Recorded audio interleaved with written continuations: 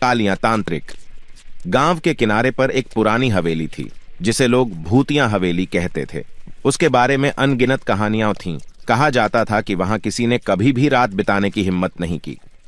कई साल पहले उस हवेली में एक अमीर व्यापारी रहता था, लेकिन एक रात उसकी और उसके पूरे परिवार की रहस्यमय तरीके से मौत हो गई थी।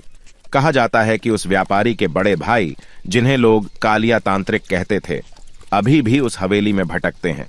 गांव के लोग कहते थे कि कालिया तांत्रिक बहुत ही निर्दयी और क्रूर थे। वह काले जादू में माहिर थे और लोगों को अपनी तंत्र मंत्र की शक्तियों से डराते थे। उसकी लालच और गुस्से की वजह से उसके अपने ही भाई ने उसे हवेली से बाहर निकाल दिया था।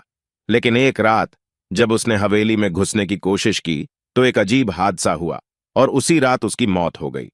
कहते हैं कि उसकी आत्मा आज भी हवेली में भटकती रहती है।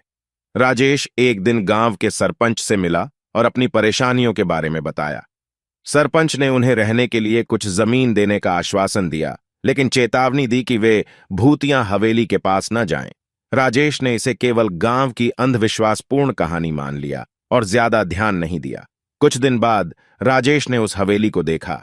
वह वास्तव में बहुत पुरानी और टूटी फूटी थी, लेकिन उसकी बनावट और विशालता ने उसे आकर्षित किया। उसने सोचा कि इस हवेली को अगर ठीक कर दिया जाए तो यह एक शानदार घर बन सकता है। उसने अपनी पत्नी सुनीता से इस बारे में बात की।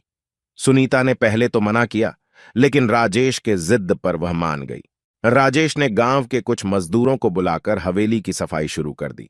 मजदूरों ने काम तो शुरू कर दिया, लेकिन वे बहुत डरे हुए थे। हवेली के हर कोने में अजीब अजीब आवाजें सुनाई देती थीं। कभी कभी खिड़कियों से किसी के झांकने का एहसास होता, लेकिन जब देखा जाता तो वहां कोई नहीं होता। एक रात जब सभी लोग सो रहे थे, पायल ने एक अजीब सपना देखा। उसने देखा कि एक आदमी काले कपड़ों में उसके कमरे के दरवाजे पर खड़ा है। उसकी आंखें लाल थीं और उसके चेहरे पर एक भयानक हंसी थी। पायल चीखते हुए उठी और भागकर अपने माता पिता के कमरे में गई। राजेश और सुनीता ने उसे सांत्वना दी और उसे वापस सुला दिया, लेकिन उसके मन में डर बैठ गया था। अगले दिन राजेश ने गांव के कुछ बुजुर्गों से बात की और उन्हें अपने सपनों के बारे में बताया।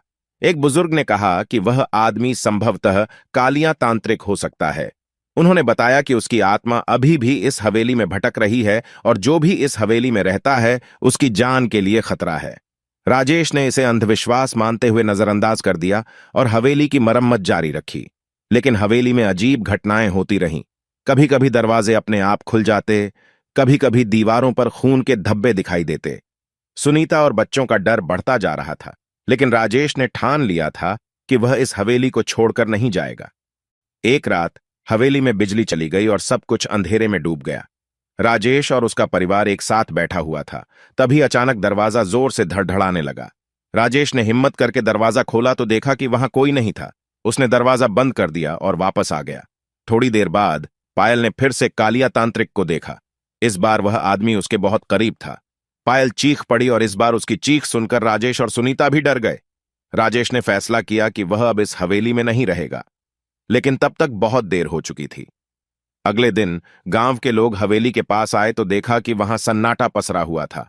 वे अंदर गए और देखा कि राजेश, सुनीता, अंश और पायल सभी मृत पड़े हुए थे। उनके चेहरों पर भय का एक अजीब सा भाव था, जैसे उन्होंने कुछ बहुत भयानक देखा हो। इस घटना के बाद गांव वालों ने उस हवेली को पूरी तरह से बंद कर दिया और वहां जाने की हिम्मत किसी ने नहीं की। हवेली फिर से वीरान हो गई और उसकी डरावनी कहानियां और भी बढ़ गईं। आज भी जो भी उस हवेली के पास से गुजरता है उसे अजीब अजीब आवाजें सुनाई देती हैं और हवेली की खिड़कियों से कालिया तांत्रिक का झांकता हुआ चेहरा दिखाई देता है।